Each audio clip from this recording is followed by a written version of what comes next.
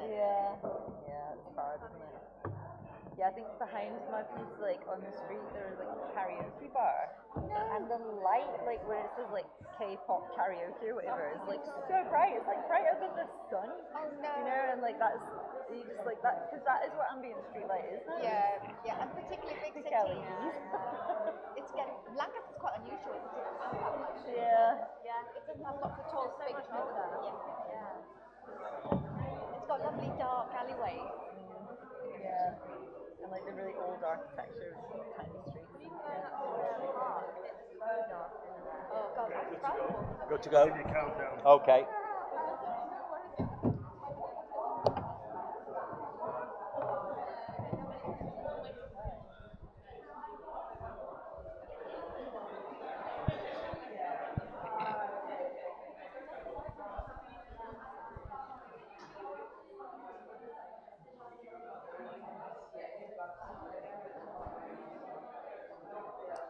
Good morning, everybody. I'd like to welcome you all to our first Spotlight discussion this morning. There have been there will be four anyway, over the 2 days. It's part of a Light Up the North network gathering. So please be aware, if you're making particular comments, that they will be travelling further than this room this morning. Our particular theme over the next hour, I'm hoping you'll all find interesting and useful, because it's all about pathways into light art. And I know there are quite a lot of young and emerging artists here today, so hopefully it'll be particularly useful for you. It's something that the light art sector in particular is really keen to strengthen. More artists from more varied backgrounds becoming involved in light art. And light art is becoming a very distinctive art form in its own right. And therefore, the better mix of artists we have, rather than people maybe just from a creative technology background, will really strengthen the sector. And we're looking this morning to have this discussion at 3 artists who, over the last 5 or 6 years, have become more involved in light art and created light artworks by...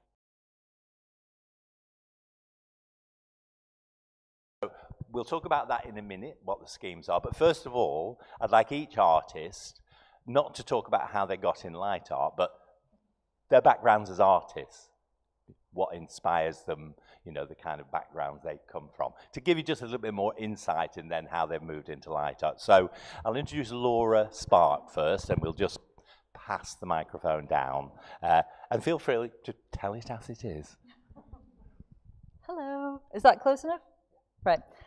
Yes, my original background, I studied drama and theatre, and then I kind of segued into puppetry, which led me into animation. I spent quite a few years making stop motion animation, like films and music videos and things, and then I kind of brought that back into like a theatre context, doing projection in theatre, which is really exciting. And I have just always, since getting into projection, been interested in projection and film in like non-normal kind of spaces. I've always loved site-specific theatre, so the idea of like site-specific projection was really exciting. So I was always like making films and like projecting them in the toilet of a gallery or things like that. And so that kind of led me to just think more about what I could do with like visual projected imagery. And that led me down this path. So I'll stop there. Hello, my name is Daksha Patel, and I'm a fine artist. I studied at the Manchester School of Art, and really my undergrad and my master's were they were just analog. Paper and pencil for my materials, sometimes a bit of printmaking, but it would be like etchings and screen prints, analog screen printing. But by the end of my master's, I became interested in how medical science looks at the human body. And I was looking at MRI scans, X-rays, those kinds of things, which led me, how things happen by chance sometimes. My first residency was in a radiology unit in Manchester. And through that, I became interested more and more in medical science. And since that time, I've had residencies with Parkinson's disease, dermatology, and then from there, I've worked with applied mathematics, biophysics, environmental science. And over those years, slowly, I've learnt how to work with digital technologies. Thank you. Hello, I'm Millie-Beth Wright. Closer. I studied fine art, but from the start of doing my fine art course, I always really enjoyed working and experimenting with tech, scanning things, and just like, I've always done drawings, so I always wanted to scan in my drawings and make them digitized, and that's how I started learning how to do animation and doing stop-start videos in that way. But then also, I've always been really inspired by buildings and installation art, and always going to art exhibitions with my mum and my sister. Those are the ones that I really enjoyed the most. And so then using that tech and that equipment, I wanted to be able to put my art onto spaces, especially buildings and within areas, and like, because I love line drawings and all types of drawings in that way, like black and white, using the lines of the spaces within buildings and the architecture, I think resonated with how I was drawing as well. So then putting my drawings back into the spaces in that way is what I love to do. Great. So I think you can see immediately that the backgrounds of all three artists are substantially different, but they've all ended up in, not finished obviously entirely in the light art sector, but they've all gravitated towards it. So again, now the next question is, in a way, given your backgrounds, what was it about being involved in light art that appealed to you? And also, did it enable you to develop your own art form as a result of being involved in light art? Laura. Oh, yeah. Quite talk about that. What was the first half of the question? First half of the question was, how did you get involved? Make it simple. How did you get involved in light art? Well, I actually had applied to do a DYCP, which I got, which I said I wanted to look at this term like expanded animation, which how I understood it was like taking animation outside of like film context and like exploring it more like outside of a screen-based experience. And I also wanted to explore like thematically like climate grief as well.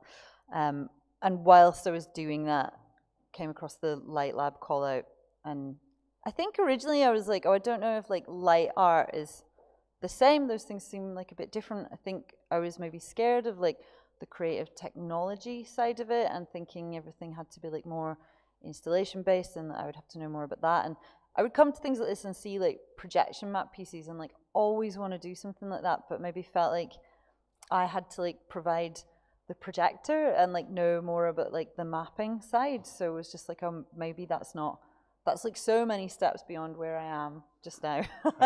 But that's why the Light Lab thing was like, are you even remotely interested in this? And I was like, well, I think I am remotely interested, so I will give that a shot. And yeah, definitely like even just coming to the Light Lab like just really made me start to think about what my place in this world could be, what I could bring to it, what I could learn from it, how I could start to think differently about my practice. Very good.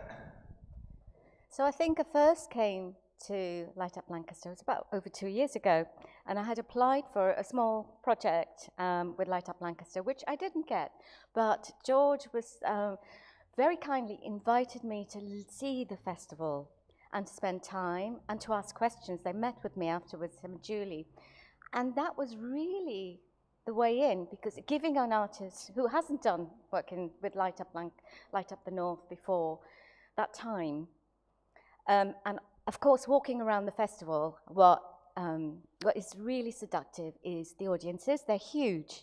Artists don't usually get those audiences. Go to a gallery, you're lucky if there's 20 people in the room.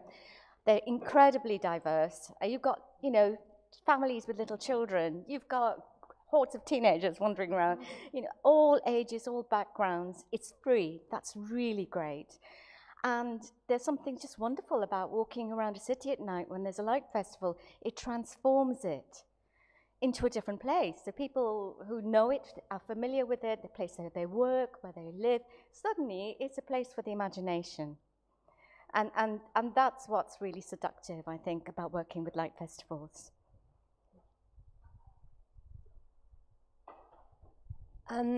The reason I got into it, I think mostly was when I was at Leeds University. So there's the Light Up Leeds, Leeds Light Night.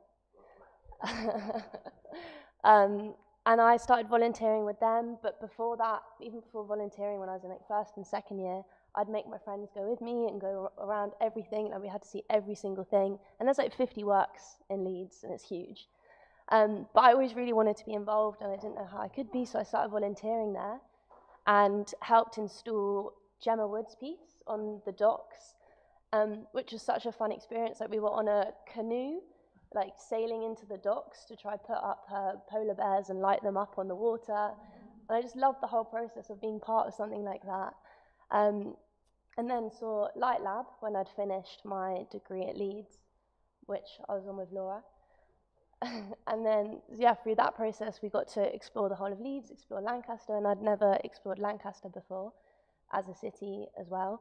And just really still wanted to be part of this in some way and have like my own thing with others and like work together. And then, yeah, George and Julie gave me the option and like opportunity to be able to create a piece 2 years ago, Pigeon Alley. And that was like such a big learning thing for me, and like learning how it all comes together and like what the process is, even like just discussions with you guys, and then like seeing other people involved within all the other artists. So yeah, that's been my main pathway in. It was quite interesting there that you mentioned Gemma Wood, because Gemma also creates light art, but she started in one of Light Up the North programs. Gemma was one of the first people to work on the Shine program, and she created a piece for the Tetley in Leeds, and then she's just gone on now and continues to make light artwork, but it was a very new development for her.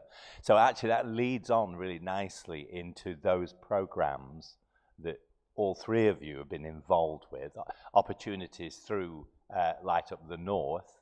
We do run schemes each year, opportunities to get new artists, new art forms involved in light art.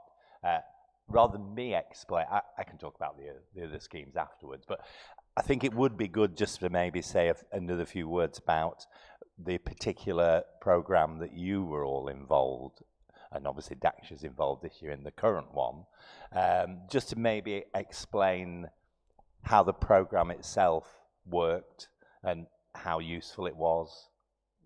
Any reflections? So when me and Millie did it, was it 2022? Maybe, and it was called Light Lab, which I don't think it is now. I think it's Spark. It's called Spark now, after me, obviously.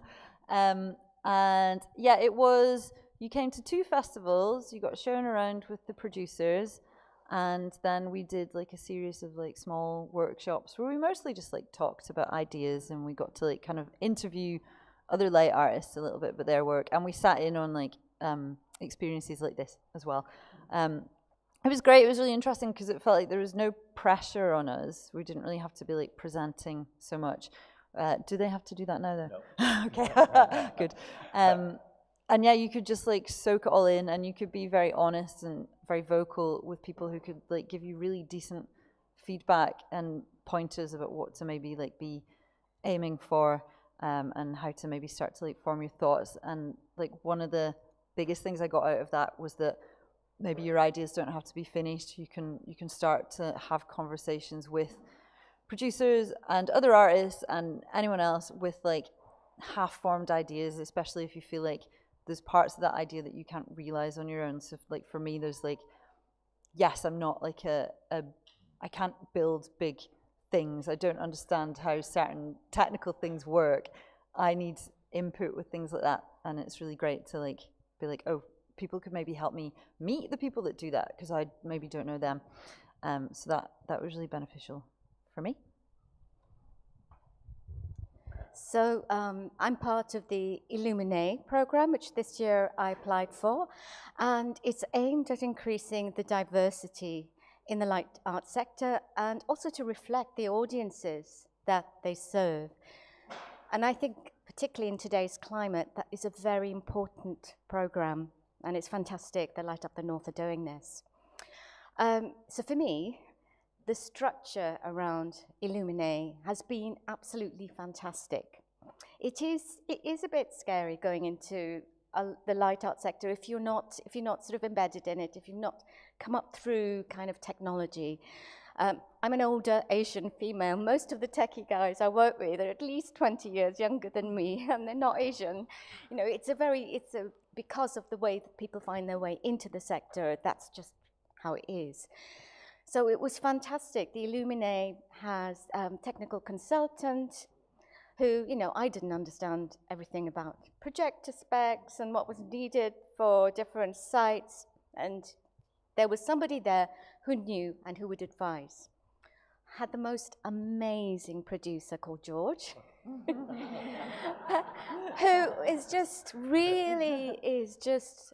understands how to work with artists. It was very hands-off when I was developing ideas. It was just allowing me to explore, but whenever I had a problem or I had something I didn't understand, wanted help with, he was always there. You know, he was always there on the phone. We could just talk things through. And I think that kind of support, you know, because I'm a mid-career artist, but if you've never worked in this sector, you still need that kind of support. It's invaluable. And yeah, I think it's Light Up the North. This program is fantastic. So mine is similar to Laura because you're on the program. I think what I'll add to it is being able to with you guys, like as a group, and meet other artists and ask them about how even they got into it. So I forget her name, but she did the butterfly piece.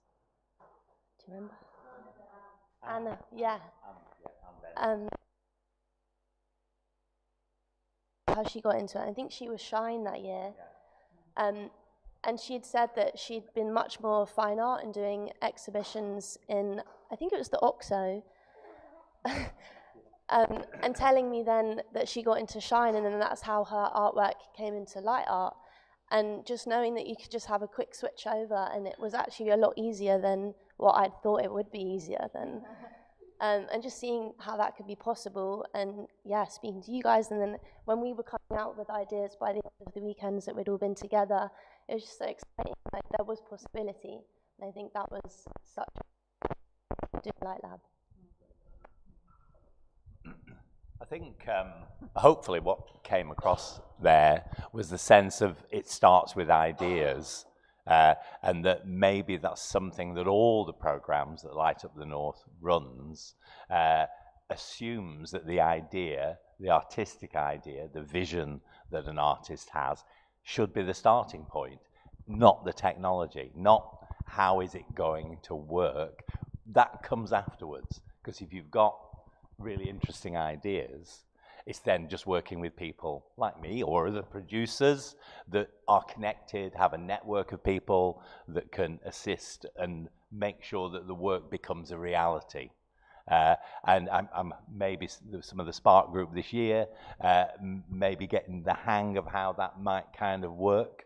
And it kind of now therefore leads into the Light Up the North programs themselves. Maybe I should just outline what they are and how we managed to do them. And we can't underplay the role of the Arts Council in this, because the Arts Council, I know Deborah's here, and Deborah's been the biggest advocate we could have had from the Arts Council for the importance of the light art sector. And we very quickly realized it was going to be really important, if it was going to be a strong sector, that it was representative of artists from different fields and different backgrounds, having diversity in it. So we've currently got 3 programs that we're running. The initial program is called Spark, which I think there are 8 of you here today who are currently involved in the Spark program. And just as Light Lab was, it was called Light Lab then, it's a really open program for artists to learn about what the light art sector is without any pressure to produce a piece of work. You do not have to produce anything, even a small document afterwards to say, this is the idea that I got from the Spark program. You're there to learn, absorb ideas, and importantly, network. Because one of the things we did learn through Light Up the North was that how do you connect? If you've got an idea, how do you make that initial breakthrough with somebody? Will they be open to chat about ideas? Will it be conversational? Or what will they expect? Will they expect, 8 sheets of A4 with diagrams and drawings? None of that is necessary, actually, because you will all know, as artists involved with art, it's the idea is the thing. And that's what we try and make sure that any participant on the Spark program, that's what they get out of it, is that at the end of it, they understand more about light art, they understand about audiences, doing work outdoors, but they feel, first of all, connected. So if they need to check something, they've at least got connection to, this year, as it happens, is Lancaster and Middlesbrough, the Nightfall Festival, which they'll be going to next. In the past, we've done the project with Light Waves in Salford, we've done it with Leeds, we've done it with Wigan. So you see different approaches at different festivals, but it is very much the first way into understanding that sector. Now, the second program that we run is called Shine, and the Shine is more demanding. It does mean that you've got to have a proposal, and you have to have a reasonably strong proposal, understanding a budget. We do our best to help with what that is going to be, but it is actually a commissioned piece of work, which can be up to about £15,000. So it's a serious piece of work, but also, of course, it introduces you to audiences across the north of England. Sometimes there are 4, 5, or even 6. I think this year there are 7 festivals that are taking to Shine artworks. So potentially the audiences that are going to see there, possibly up to and above 1 million people see your work. Well, that's quite a good opportunity, I think, for any artist who is an emerging artist still. But the other 2 programs, I think we can talk about Shine, because you're a Shine artist, a current Shine artist. So maybe you could explain how Shine has gone for you. And it's fine, warts and all. If there have been difficulties, it's really important for Light Up the North to know what those difficulties are, because it's the only way we can improve the programs. Yeah, so I'm doing Shine, and so here I've got like a projection map piece, which for me is like, oh, that's nice and safe. For Shine, I've like built an installation, a standalone piece that is out there in the world, and it's terrifying. And the whole like process of making it was terrifying. But it was amazing, like partly, when I was coming to when I came to the Light Lab and like going to all these light events over the years, I was like, because I think I'd spoke with you or someone had been like, it is hard to get projection map pieces commissioned because they're maybe often only once and they're very expensive. So I was like, I want a physical piece. What is my physical piece? I feel like I spent a really long time like thinking about it and trying to move into that space. So then to like have this idea, present it, and have it like accepted was like amazing. And then it was like, okay, how does this become real? And I guess because we talked about like, it's just like push forward with this idea. I was like, it's fine. I'll just like pay loads of other people. They'll do it. And that has to a degree happened, but I've also like learned loads. And there's so much that at the beginning of it, I felt like was beyond my sphere of capability that I've now just done for myself, which is, I'm really proud of myself for, actually. Thanks. I've like built like a system that makes the videos play at the same time. I have 2 different projectors. I'm so proud of myself. Yeah, so the support has been incredible. Like you get like a technical mentor, which is great. So I could always like have chats with him about stuff. And definitely I didn't feel like he was answering all my problems. He was like helping me like frame how I was thinking about it and like what to look at. But then at the end of the day, when I was like, I literally just need this question answered, he would just answer the question. Thank God.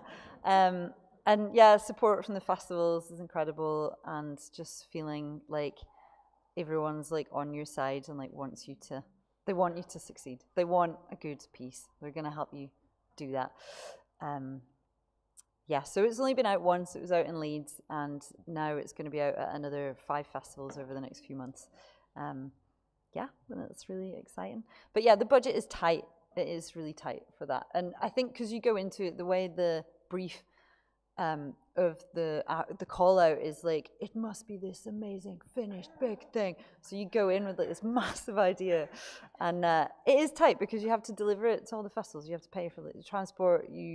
I'm paying another person to like come and deliver it with me, so I'm paying them day rates to do an install on a D-rig.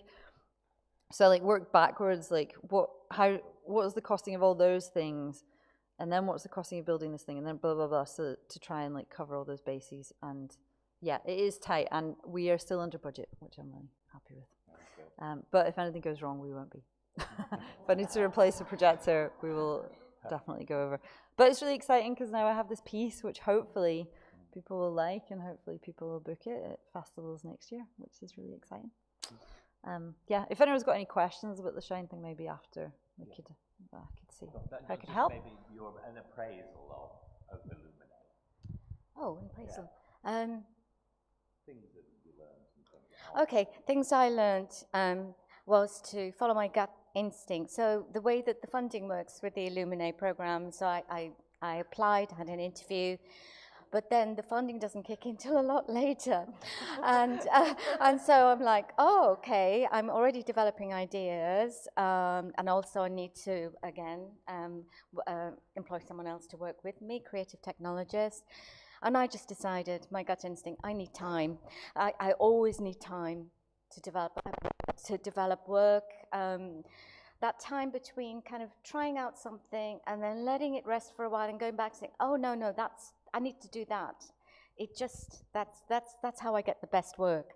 And so I decided to start early before the funding was actually finally secured. And I'm really glad I did that. So I worked for months on this. Yeah. I didn't do Spark. Oh, Light Lab. Yeah, learned so much from it, but I think also having the connection and Julie especially, and you having confidence in me to come back and like create something, I think was so special. Sum of money to be able to like just do something that my first ever thing, I think was so amazing. Yeah, but it was so tough. Like it was Pigeon Alley, and it's in this alleyway in Market Square, which it goes on to the cinema. I can't remember which cinema, the View, which already is quite a tricky space to sit in. And we had quite a few days, and every single day it seemed like it wasn't really going to work. But but we all had so much hope, and like all the tech team here is just so amazing. Stop, like they just always have so much energy and keep going. So just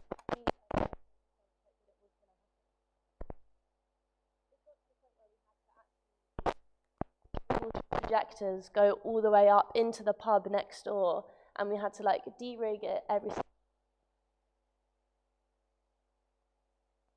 connection with the people in the pub, like they knew who we were, and I was just like, hey, me again, like, I'm just gonna leave this here and just let us use all their electricity. But it worked, and I think like, just having that hope and like the team around you and just like giving me that opportunity to just make it happen with such little budget, and like the idea was there and the idea came to life, and I think that was the whole point. So yeah.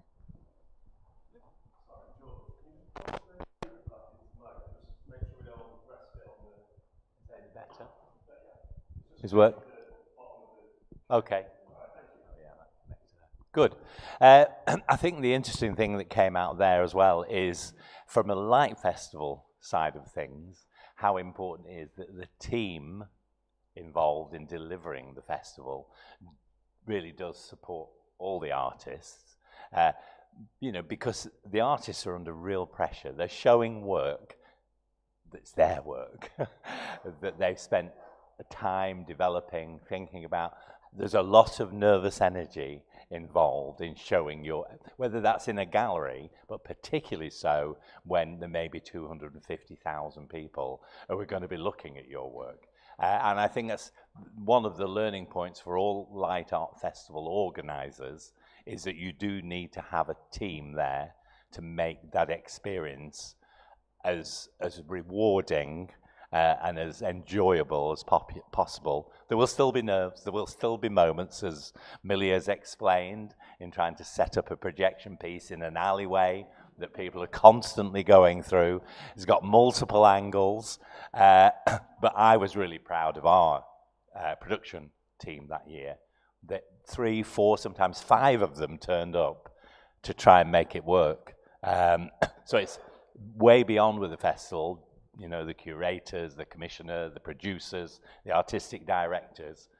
When it becomes on the ground level, that's where you need a production crew that have the right kind of people qualities. You assume they've got the technical skills, otherwise they wouldn't be in production. But you do need to have the people who can talk to other people and understand artists. I would say over the years that's been my biggest learning about Light Art Festival. It's about people, fundamentally. And Light Art Festivals have an obligation to artists to ensure that their work is presented in the very best way possible. Whether it's a small commission that's in a very tiny little location, might be £1,000 to put that piece on, or something's a £30,000 piece of work, they should be given, all artists should be given an opportunity to present that work in a really good way, because they will have spent months developing it. And as a producer, it's easy to forget that. You're focused on the festival and all the pieces of work. But of course, there are 14, 15, or in Leeds' case, sometimes 50 different artists involved. And that's what I've learned through being involved with these programs, that in fact, that's what artists really need, you know, and it needs to be conversational. That's me speaking. So if anybody in this room, you know, is considering developing a piece in the light art sector and wants to join any of the particular programs that we run, or maybe not, what advice would, you know, simple basic advice would you give to them? Anybody who's just got an idea and would like it to become a piece of light art? I think just everything you say, George. Like the idea is what matters. Like just really like sit with that idea and like develop it and think about like what you want to say, but what do you want audiences to get when an audience comes across it? What do you want them to turn around the corner and see? What do you want them to think? What do you want them to feel? And then work backwards from there. And I think because we're like touching a bit on like technology and like working with technologists and like tech crews and stuff, I do know that sometimes it's really easy to feel like everything is like over your head and people are talking about things that you don't understand, and that they won't be, but they might be like looking down on you because you don't know this stuff, and it makes you feel really stupid, and it maybe makes you want to not try. I've been there, and it's just not the case. Like people do want to help, and sometimes it's just their own way of like being proud of like the things that they've learned, and like sometimes they also might not know what they're talking about, but they make it seem like they do, and they make you feel like you don't. But they all just want to like solve a problem as well, and it's just how people like get through things. I think I've just had a few examples in my life where I feel like someone has made me feel like I don't know what I'm talking about, and it turns out they didn't know either. So, you know, it does like, I think you have to come in with a lot of trust and some confidence as well, but that confidence should be with your idea because you've sat with your idea for so long, you're so passionate about it, and also that, yeah, I'll leave it there. Remember that it's not the technology, that sort of wow factor that people will remember afterwards. It's your idea.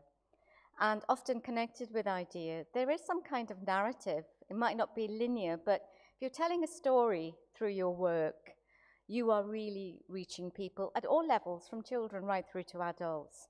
I think that's what I had to kind of tell myself. And also, be ambitious. You know, if you've got something exciting you really want to do, just trust that they'll figure out how to do it, the techie side, but, you know, be ambitious. I think what I've learned the most is I've had so many rejections from applications and ideas. And it can be so downheartening, like in the moment, but I think it's so important to just actually keep going and like just keep making ideas. And even if you think that your idea isn't resolved and you don't think it's actually going to go anywhere and you don't think they're going to like it, just do it anyway. Because like even through the process of having an idea and then like putting forward an application, just writing about it has then adapted it and changed it to what I thought it wouldn't actually be in the start. And I think then it's been rejected and it's not been liked or whatever, but then that's then sparked me on to do something else. And I think that constant just keeping on going is so tough, but it's like, it is a massive part of the process.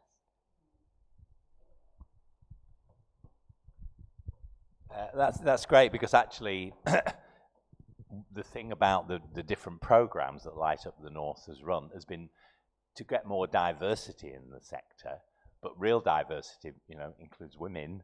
And I would say 10 years ago, there were hardly any female light artists at all. Nearly all came from a creative technology background, which at the time, of course, was really dominated by men. And I would say, my reflection is that the more women that have got involved, the nature of the art has changed. Suddenly there is more narrative, more storytelling in the work, less flashing lights, less less sequences of things that happen, or structural work that is really clever. But what does it tell you? Does it tell you a story, or is it just interesting to look at? And I think this is great that the sector is changing, because we are developing more ideas-based work that will tell stories, because that's what holds people. You can tell. You wander around our Light Festival in Lancaster tonight and look at where people stop. The secret is to get them to stop and watch and look and observe. Does it affect their heart? Are they moved by it? Is it an emotional piece? They should stop walking. If they start walking past things, we've probably not done it right. That's my view. And I've been to a lot of light art festivals in Europe as well. I went to a really big light art festival in Europe that must have spent 3 million putting this festival on. It was like people walking down Wembley Way. Nobody stopped. They all moved on, glanced at the piece to the right-hand side, moved on, glanced at the left-hand side, moved on. And I could see why. Because there were just a lot of flashing lights everywhere. Very clever structures, you know, interesting to look at for 10 seconds. So I think the fact that through Light Up the North and these varied programs, and just bringing people in who don't necessarily see themselves as light artists, we're getting better, more interesting, and more varied light art, like these three people here. So for us, as a kind of producer of a light art festival, it's been a huge success. And we've been able to do it because Arts Council have provided the funding. We can't do it ourselves because, you know, we have to put on a light festival. So we need these programs to draw in new people into the sector. And my advice to any of you is, if you've got an idea, just talk to us about it. It's as simple as that. You just have a chat about it, because all the light art festivals are very experienced in what they do. They're more than happy to field questions. And if you've got a great idea, they will all leap on it. I assure you, they will all leap on it. I was going to just ask, are there any questions? And very appropriately, Natalie put up her hand. You all talked about you all have a relationship with George and the producers who really nurture the work. I guess I'm interested in hearing from both sides. How do you balance giving it enough time and care and having that nurturing relationship, whilst also recognizing in the current structure of things we are working to time constraints, and how do you as a leader or a producer, whilst being empathetic to challenges but also guide the artist through, we do need to hit that deadline? Yeah. Okay. Yeah, that's the question, obviously, with streaming it, so I'll try and sum up, but it's about the relationship between the producer and the artist and how we can balance the time needed for that relationship to work well. And is there a give and take? And how do we manage it? How do we make it work so it's useful for both parties? I know an answer, but... I mean, I guess there's a big question there about hitting deadlines as well. And I guess the more you work in like deadline-based work, you just get used to the fact that something has to go up for the deadline. And it might not be the thing that you thought it was going to be. But yeah, I think for producers, it's really key to structure in a number of soft deadlines, whether like for Shine, it's like, your budget first, and then your tech proposals. And so there's all these things that are falling into place, so they're behind you. In terms of like the long developing of an idea, sometimes that does happen before the commission, because the Shine one, I did mean to say actually the turnaround is like very, very fast as well. And there's been lots of times where like me and my mate are like putting this thing together and we're like, oh, it would be much better if we'd have done this. Maybe we should have spent more time designing it. Oh, there wasn't any time. Oh, well, next time. So yeah, I think producers really like coaching you through those deadlines, helping you hit those deadlines, so that when it's coming to that crunch time, there's enough time at the end to like do that. And then if there's any issues really close to the full deadline, just getting them through. And if there is as well, just because for an artist, I don't know, there's always a moment just before where you're like, oh my God, it's awful. And maybe being able to like present like some work in progress, and for someone to help you see through your self-doubt sometimes, and be like, no, it is great. They're going to love it. It's going to be okay. So I'm always juggling deadlines, and I think what helped is often my projects are quite long-term. Oops. Is that better? Yeah. So my projects are often long-term. So what I did was I shifted something that I was working on alongside to at a different time, so that I could do both without feeling under a lot of pressure. But what I found really difficult was because I was employing somebody else who was a fantastic creative technologist called Chris Ball. He is very, very busy. And I basically just sat down with him, and I had to book in slots with him well in advance. Otherwise, I would not have been able to deliver this. So thinking ahead really helps. Yeah, I was going to also touch on it, thinking ahead and understanding that everyone's time is just as important as yours, especially like all the tech people you're working with. They have so many different things to be doing on that weekend, that week, the weeks before.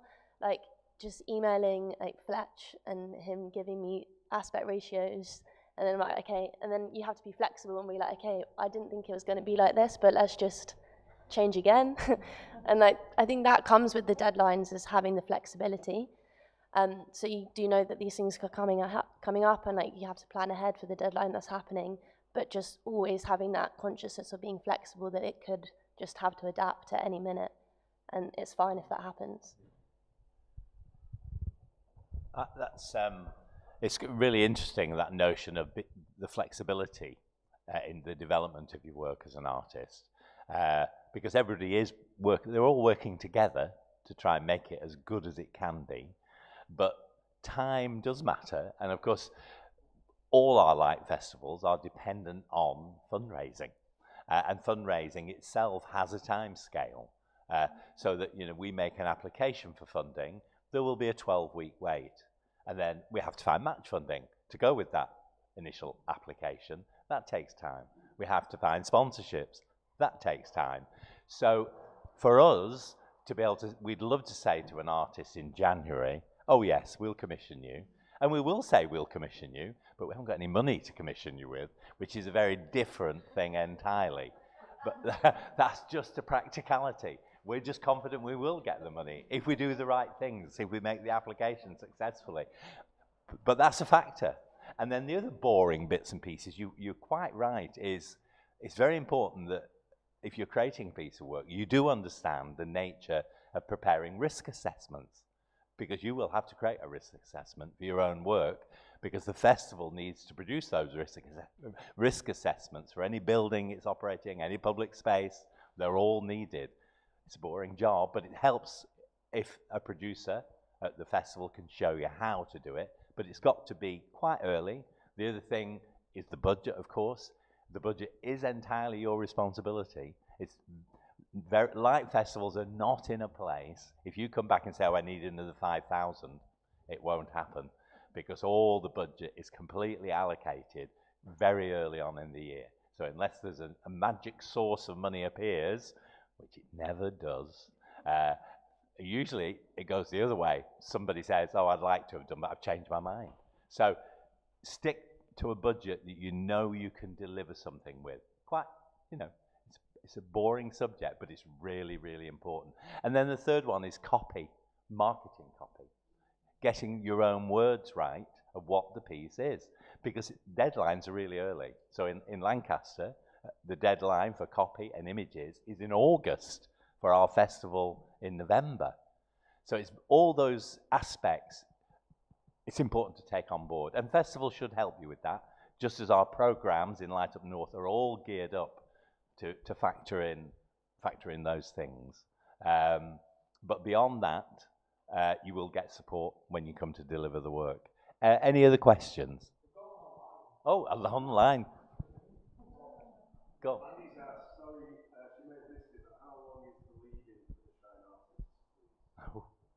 Yes, I better answer that one, didn't I?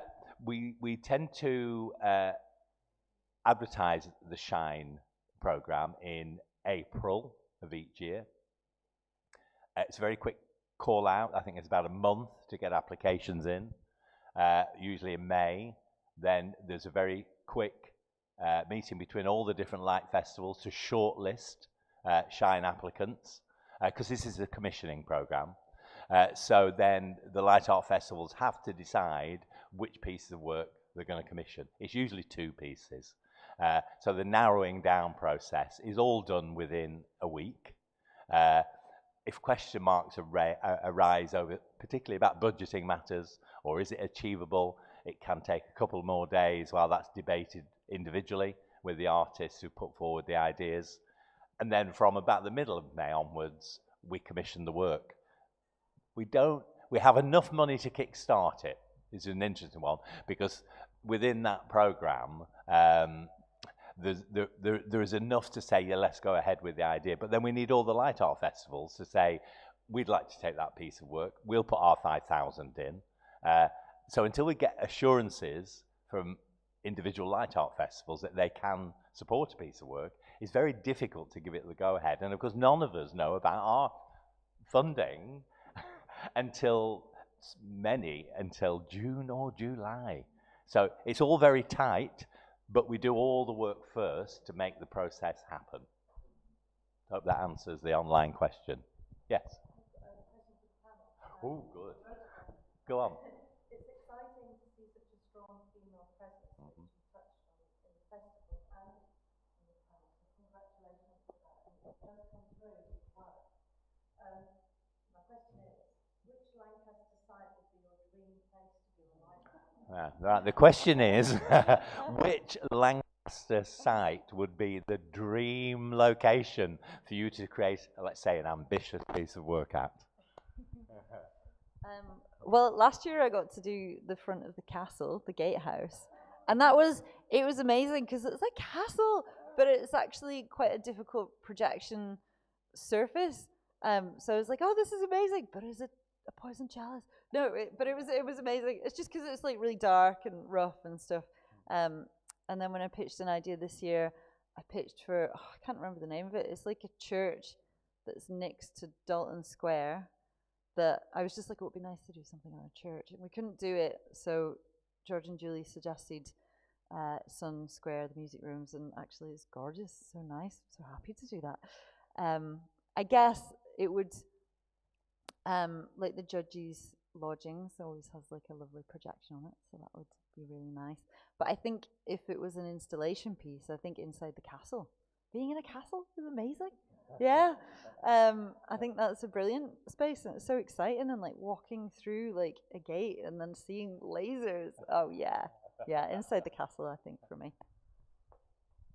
I think the park, to blur that boundary between nature and the digital, and somehow make a piece of work that does kind of, you're not quite sure whether it's alive or not. That would be fun. I think I love doing quirky spaces. Like Pigeon Alley was seriously quirky. This room is less quirky, but I've really enjoyed having the difference. It's been a lot easier. But I really would love to do buildings that, because I love doing line drawings, and that's a big part of creating my animations, having buildings that have lots of lines in them, so things like the castle would be amazing, and having that historical background to buildings to create the narrative and the stories, I think adds so much to it, like what you're saying about the castles and churches. Yeah, it would be so cool to be able to incorporate the lines within the space, within my own thing. Oh, and actually, I love the Priory. I'm always open to doing something in the Priory. There we go. She's already pitching for next year. The interesting thing about the castle, because it is a wonderful location, obviously, to create a piece of work, we used to do projection work in there, which worked brilliantly, but it was a real problem with queues. And this becomes the other side of the coin, where because the show would be 8-10 minutes long, you could only get 600 or 700 people into the castle at any one time, which meant 700 went in, about 1,000 queued down the road, then the 700 all came out, and then everybody else went in.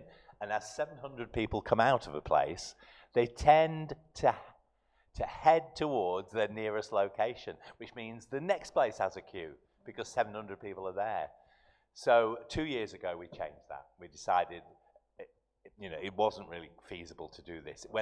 If it's a beautiful dry evening, people are patient. If it's pouring down with rain, people don't want to be queuing. They do not want to be queuing. We don't like queues at all. We like a free flow of people across the city.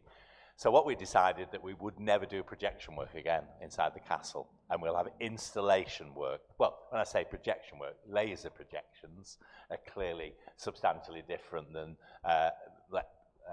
projecting onto the walls of a building, where you have to have an audience stand and watch a given show.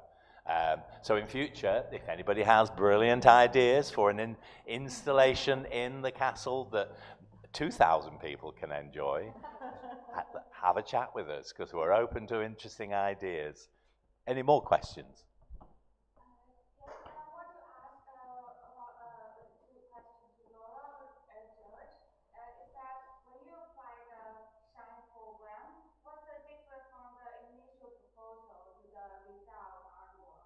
How to develop it, and at first you maybe write a rough budget, but you have the mentor, maybe you know more, you know the technology, you maybe add more budget, or maybe there's some chaos to achieve the results. I don't know. Yeah. Just want to know how to develop the whole It's an interesting point. The question is how, within the SHINE program, the commission program, if there are problems, how is it managed as it progresses? How does that work for the curators of the work and for the artist? And it's aimed at you, Laura. Yeah, well, I'll talk about the budget first, I think, because partly because I've worked at light and winter events in like a different context, more in like a stage management context, and done budgets for film projects and things. I think I didn't have to change my budget personally very much. I think it's actually stayed pretty similar.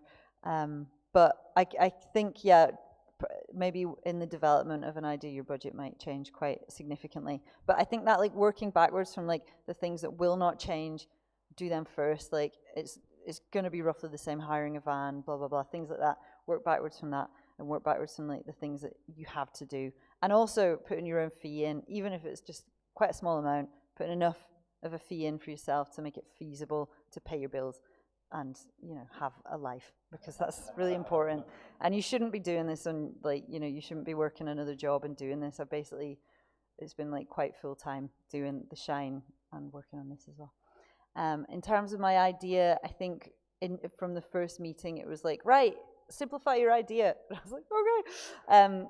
And yeah, so there was a lot of, like, I think the original, like, physical structure that I designed, like, we just, like, well, I hadn't fully designed it. I just had these, like, concepts of, like, something that I would like it to be. So, like, designing that and being willing immediately to be like, how do we simplify it to make it just an easier build and make it really safe and make it really sturdy.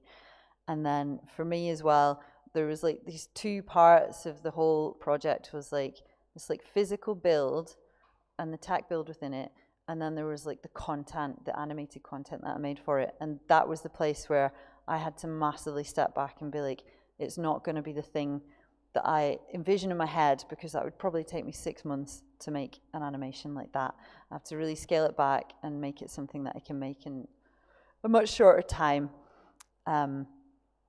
Yeah, so just being able to, like, step back, be like, yes, I have this idea, I love this idea, I want it to happen, but how can I, like, just take some pressure off, and how can I, yeah, make it a little bit marginally easier for myself. I think just one more question before we run out of time. Yes? I've been working with, like, light and movement in a choreographic way and in a spatial sense with dance and movement for years, but indoors, and I'm really interested to make work for light nights. And do you see much dance or movement or choreographic kind of language coming into light nights at all? That's a really good question, because it's hugely problematic.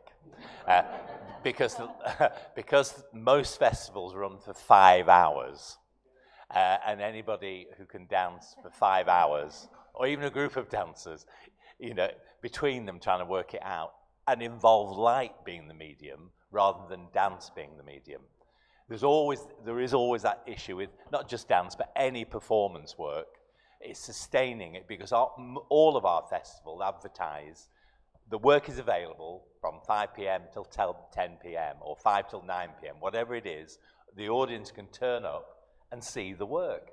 It does lead, if the next show will be at 8:45. If you just can't time it because you're somewhere else across the city, you've missed the piece of work, and audiences get disgruntled. It doesn't necessarily have to have a beginning time. It can be durational. But, you know, I'm not saying that. I totally understand the timing issues and you want. Yeah. I was just wondering if you do see dance as an art form coming into light nights. Yeah. Or not, or do you not see it very much? I probably don't see it very much, but that doesn't mean to say it couldn't do. It's just, you know, you need to be clever about the way it was presented and how light, I said, you know, it's really important. We can't stress that enough. Light is the medium. Just bear that in mind. There was one more question, Jocelyn, I think. I've been coming for 10 years. I just realised that sitting here. God, how did that happen? And I just wanted to applaud the diversification that you're talking about. I don't think I consciously thought that, but the difference in the artwork that's being created around narrative. And I think I'm quite excited about how we shift the way we tell stories in the first place.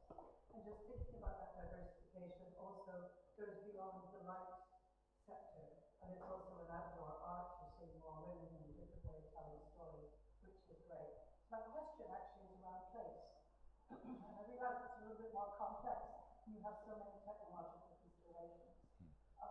But what is the relationship when you get these ideas to the place that they're installed in? Or is it really just, this is the only place it's going to work because of the constraints of the piece? Yeah. I just wondered about the responsiveness to the site beyond the wonderfulness of the house. Yeah, so that's just to say the question's all about place, location, and how the artwork does respond to that place, or is it wedged in? It'd be really interesting to get your views as artists, and it's nearly finished. So my work was about environmental art, and actually I had recently done something for Morecambe Bay, which is not far from here, which was an environmental in experimental film. It was called Modelling Morecambe Bay. So that was in the back of my mind. And also the simple idea of having a piece of work, because it was about molecules going up in the air. I wanted it to go up into the sky. And the castle wall's been perfect for that, because it looks as though they are floating up to the sky. I think mine's a bit more toward accessibility. And I think whenever I'm thinking of a space and creating a work, I want to really think about how the person is going to be in the space and move around it, or how we're going to get like a lot of people in a space. And I think with the two works that I've done, like Pigeon Alley was very much like maybe 2 or 3 people going through at a time, but it was a constant flow and it was able for people to get from one to another. Whereas this room can host so many more people, but having that ability for people to be able to move through it was so important. And also just take the time to be able to actually lie down, sit down, and like have that moment. So I think for me, like coming into a space, it doesn't really matter where it is. I think I'm just always thinking about the person and the accessibility of the space. Great, well, and I'll just say very quickly that we never wedge a piece of work into a place. Something we're very conscious of is it has to be presented in the right place. If we can't present it in the right place, we probably won't present it at all. So I think our session is now finished, but I'd just like to thank Laura, Daksha and Millie-Beth, I think, for giving a really interesting and very honest and open discussion about how you get involved in light art. Thanks very much indeed.